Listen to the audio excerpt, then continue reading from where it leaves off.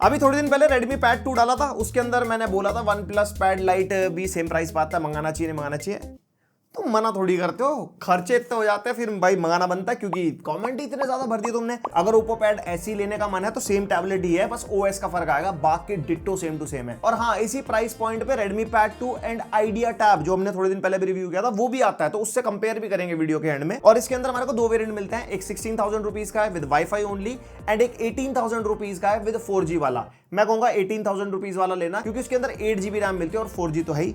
मैंने वाईफाई वाला मंगाया, ज्यादा पैसे नहीं खर्चने थे, तो मैं डब्बा खोल लेता हूं, तुम इतने लाइक सब्सक्राइब जो करना है वो कर लो। तो यहाँ पे हमारे को कुछ ऐसा डब्बा मिल जाता है, अंदर से हमारे को टैबलेट मिल जाएगा पन्नी के अंदर, और उसके नीचे थोड़ी सी पुस्तक की बातचीत जिससे हमें कोई मतलब नहीं है। एंड यहाँ पे हमारे को चार्जर मिल जाएगा 15 वॉट का विद वही लाल वाली type A to C cable and 15 what का चार्जर।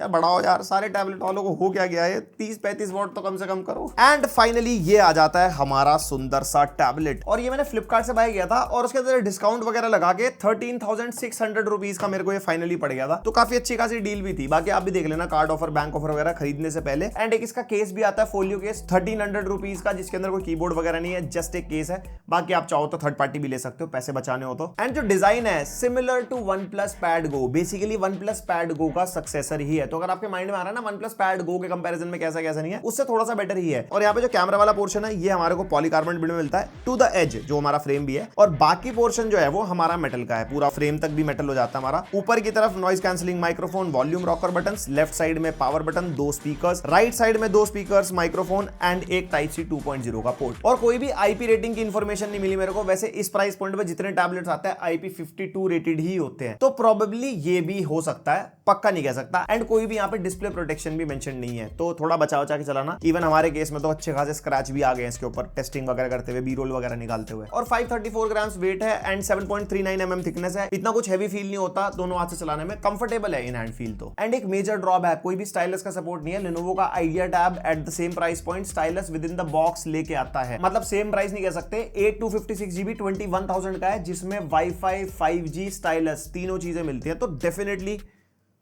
कुछ चीजें ऊपर नीचे है, सारा कंपैरिजन अभी थोड़ी कर दूंगा, बाद में बताता हूं। और इसके अंदर हमारे को क्वाड स्पीकर्स मिलते हैं, एक सैंपल सुनो।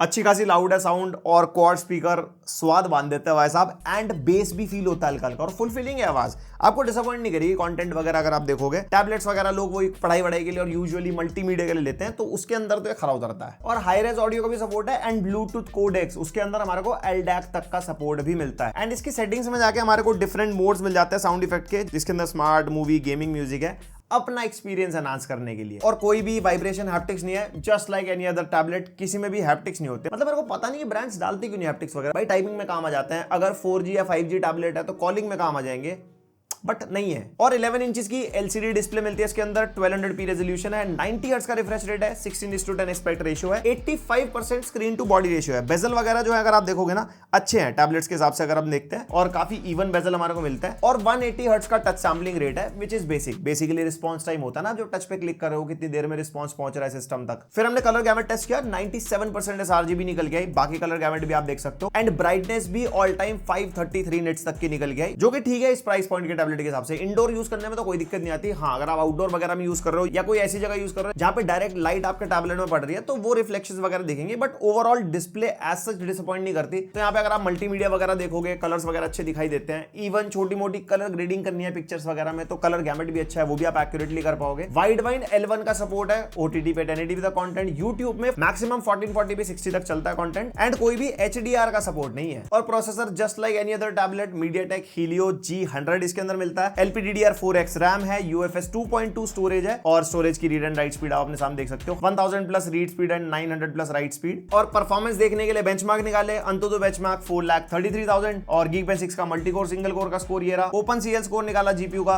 Geekbench का AI वाला बेंचमार्क, और हमने स्टेबिलिटी भी टेस्ट करके देखी, 15 मिनट्स के लिए रन किया। CPU थ्रॉटल टेस्ट 91% की मैक्सिमम परफॉर्मेंस एंड 30 मिनट्स में भी 86%, तो कुछ ऐसे थ्रॉटल नहीं करता। Same in the case of wild life stress test, 98% की स्टेबिलिटी मेंटेन कर गया। तो जो टैबलेट टैबलेट्स होते हैं ना, ये ऐसा गर्म भी नहीं होते, प्लस जो इसके अंदर प्रोसेसर है वो इतना ज्यादा पावर ड्रॉ भी नहीं करता, काफी ज्यादा एंट्री लेवल वाला प्रोसेसर है जो अंडर 20,000 वाले टैबलेट्स में हमारे को कॉमनली मिलता है। और कनेक्टिविटी में wifi 5 and Bluetooth version 5.4, wifi 6 कम से कम होना चाहिए था। 2025 में एक टैबलेट लॉन्च हो रहा है एंड टोटल 10 सेंसर्स हमारे को इसके अंदर मिलते हैं। मेजरली हम चेक करते हैं जायरोस्कोप, क्योंकि 11 इंचेस वाला टैबलेट लोग गेमिंग वगैरह में यूज करते हैं, समहाउ बीजीएमआई वगैरह अगर आप खेलते हो तो जायरो सेंसर ही नहीं है। हमने हिला उलू के देखा, कोई मूवमेंट नहीं है, स्वाइप एंड प्ले ही आपको करना पड़ेगा। और हाँ, गेमिंग की बात हो रही है, बीजीएमआई हमने टेस्ट किया, स्मूथ पे एक्सट्रीम 60 एफपीएस भी मुश्किल ही मेंटेन करवा पाता है ये। 55-60 के बीच में टहलता है और कभी कभी तो 50 तक भी आ जाता है। फिर उसके बाद सीओडी मोबाइल टेस्ट किया, भाई 40 एफपीएस मिल रहे थे। प्रोबेबली फ्यूचर में कोई अपडेट वगैरह आए तो शायद 60 एफपीएस का सपोर्ट हमारे को इसके अंदर मिल सकता है। गेंशिन इंपैक्ट हमने टेस्ट किया, लोएस्ट पॉसिबल सेटिंग्स में 60 एफपीएस सेट कर दिए थे, बट मुश्किल से ही 25, 30, 40, 45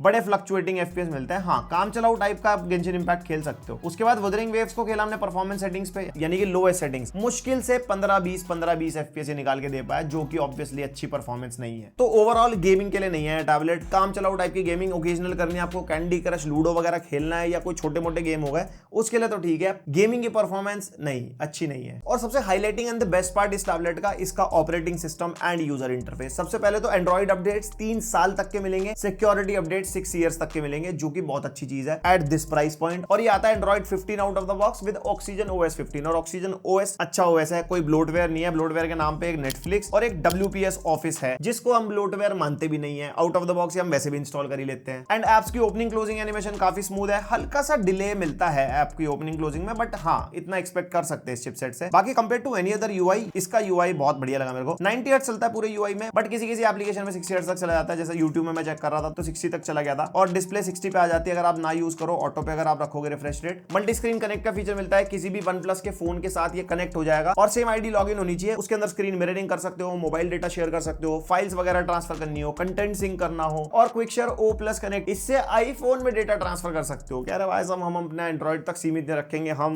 सरहदें पार कर देंगे। And split screen floating window का ऑप्शन मिल जाता है, 2 फिंगर्स को स्क्रीन के बीच में स्वाइप अप करोगे तो स्प्लिट स्क्रीन खुल जाती है, और फ्लोटिंग विंडो एक ही खुलती है, एक अगर और खोलोगे तो उसके बीच में आपको स्विच करना पड़ता है। बाकी साइड बार मिल जाती है जिसमें फाइल डॉक, जिसमें टेम्परेरी फाइल सेव कर सकते हो, ड्रैग एंड ड्रॉप कर सकते हो, सपोर्टेड एप्लीकेशंस में ड्रैग एंड ड्रॉप फीचर काम करता है, और जेस्चर्स वगैरह हैं। 4 पिंच से फ्लोटिंग विंडो खुल जाती है, स्क्रीन के बॉटम से स्वाइप अप करोगे तो रीसेंट एप्स में स्विच कर सकते हो, and most importantly app cloning का फीचर भी मिलता है। एक ही ऐप की 2 ऐप बनानी हो, सपोर्टेड ऐप्स में काम करती है। और एआई वाले फीचर्स ऑक्सीजन ओएस है तो गैलरी में मिल जाते हैं, जैसे कि इरेजर, डिटेल बूस्ट, ब्लर वगैरह हो गया, रिफ्लेक्शन इरेजर हो गया। एंड नोट्स की ऐप में भी एआई फीचर्स हैं, just like continue writing, format, clean up, polish, elaborate, वो सारे जो भी आपको ऑक्सीजन ओएस में मिलते हैं। और एंड्रॉइड टैबलेट है तो जेमिनाई और सर्कल टू सर्च तो मिल ही जाएगा। और इसमें है 9340 mAh की बैटरी, जो कि काफी अच्छा खासा साइज है इस टैबलेट के साइज के हिसाब से। एंड हमने यूज करके देखा, नेटफ्लिक्स, मल्टीमीडिया, यूट्यूब वगैरह चला लिया, थोड़ी बहुत साइड बाय साइड एप्लीकेशंस वगैरह चला ली, गेमिंग बहुत ही कैजुअल, क्योंकि इतना मजा ही नहीं आ रहा था खेलने में। तो 1 दिन से ऊपर का बैकअप आप निकाल सकते हो। मतलब स्क्रीन ऑन टाइम तो देखो वेरी कर सकता है आपकी यूज केस के हिसाब से, बट 1 दिन या उससे ऊपर का बैकअप आराम से निकल जाएगा। और हाँ, इसके अंदर हमारे को डिफरेंट मोड्स मिलते हैं, high performance, balanced, power saving, super saving वगैरह। हमने हाई परफॉर्मेंस पे टेस्ट किया था, बाकी आप मोड चेंज करोगे तो ऑब्वियसली परफॉर्मेंस डाउन होगी टैबलेट की, बैटरी बैकअप और बढ़ा सकते हो आप। और इतनी बड़ी बैटरी है टैबलेट के अंदर, रिवर्स वायर्ड चार्जिंग का फीचर तो होना ही चाहिए था, वो नहीं है इसके अंदर, कि मतलब टैबलेट के टाइप सी पोर्ट से पावर बैंक की तरह कोई और डिवाइस वगैरह चार्ज कर लो, वो आप नहीं कर पाओगे। एंड भाई चार्जिंग 15 वॉट का चार्जर मिलता है इसके साथ, लेकिन 33 वॉट तक ये सपोर्ट करता है। तो हमने दोनों से टेस्ट किया, 15 वॉट से अप्रोक्सीमेटली हमारे को 3 आवर्स के आसपास टाइम लगा, और 33 वॉट से 2 आवर्स के आसपास का टाइम। तो चार्जिंग टाइम काफी अच्छा खासा है। और फ्रंट एंड बैक दोनों ही कैमरा सेंसर 5 मेगापिक्सल के हमारे को मिलते हैं, 1080p 30 fps दोनों से आप रिकॉर्ड कर सकते हो। और ये फ्रंट कैमरा का वीडियो सैंपल है, ये भी सेम रेजोल्यूशन पे रिकॉर्ड हो रहा है, और कुछ ऐसी क्वालिटी है, मतलब काफी दूर पकड़ना पड़ रहा है, काफी क्लोज फ्रेम आ रहा है, और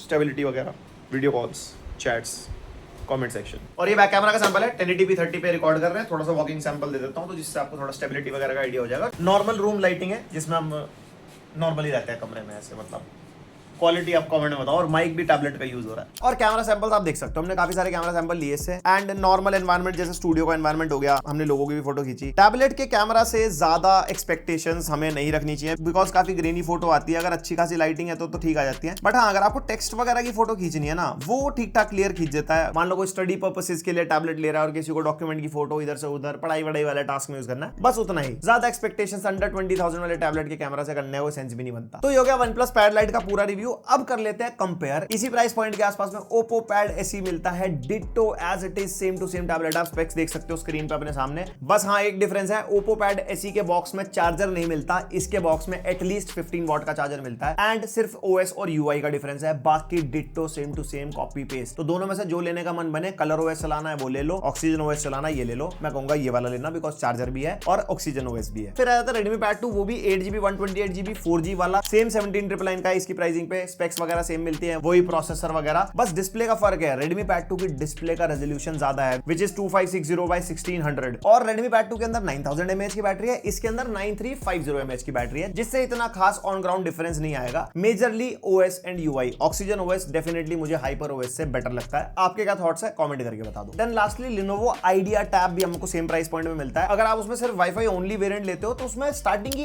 8GB 256GB इंटरनल से है, जो कि बहुत अच्छी चीज है। इसमें सिर्फ 128GB मिलता है। अब देखो SD कार्ड का ऑप्शन तो वैसे ही चला गया मार्केट में से, तो 256GB काफी अच्छा खासा वैल्यू बना देता है वहां पे 17,999 रुपीज में। लेकिन अगर आपको सिम वाला वेरिएंट चाहिए तो उसमें आपको 5G मिलता है, ये 4G टैबलेट है। और दोनों ही केसेस में स्टाइलस तो आपको विद इन द बॉक्स मिलेगी, वो 20,999 का है। तो वहां पे देखो वैल्यू फॉर मनी वो हो जाता है। लेकिन टेक्निकली डिफरेंसेस है, उसमें MediaTek Dimensity 6300 है, इसमें Helio G100 है। दोनों की परफॉर्मेंस में खास इतना डिफरेंस नहीं, अगर अंततः बेंचमार्क वगैरह को हम कंपेयर करते हैं। स्टोरेज टाइप और रैम टाइप भी सेम मिलती है, वाईफाई ब्लूटूथ का वर्जन भी सेम मिलता है। एंड आइडिया टैब में डिस्प्ले बेटर मिलती है, 2.5 के डिस्प्ले उसके अंदर, इसके अंदर 1200p वाली डिस्प्ले। एंड आइडिया टैब के अंदर बैटरी भी कम है, 7040 mAh की है। OnePlus Pad Lite के अंदर 9340 mAh है, तो वहां पे तो ये क्लियरली जीत जाता है। बट चार्जिंग का डिफरेंस है, इनबॉक्स 15 वॉट है, उसके इनबॉक्स 20 वॉट का चार्जर मिलता है। एंड मेजर डिफरेंस आता है OS UI का, oxygen OS far better than GUI। और आइडिया टैब के अंदर मेरे को लैग्स और स्टटर्स ज्यादा मिल रहे थे कंपेयर टू दिस टैबलेट। तो यहाँ पे आपको चॉइस अपने ऊपर लेनी पड़ेगी कि अगर आपको स्टाइलस चाहिए, 5G चाहिए तो आइडिया टैब के ले जाओ, बेटर UI चाहिए तो OnePlus Pad Lite के ले जाओ, बैटरी बैकअप ज्यादा चाहिए OnePlus Pad Lite। और बाकी सारे डिफरेंसेस मैंने आपको बता दिए। आपके जो भी थॉट्स हो मेरे को बता देना, क्योंकि इन दोनों में ना मैं कहीं ना कहीं किसी को जिता नहीं पा रहा था अपने माइंड में। आपके जो भी थॉट्स है भाई शेयर कर लेना कमेंट सेक्शन में। बाकी वीडियो पसंद आए तो लाइक मार दो, पहली बार है सब्सक्राइब।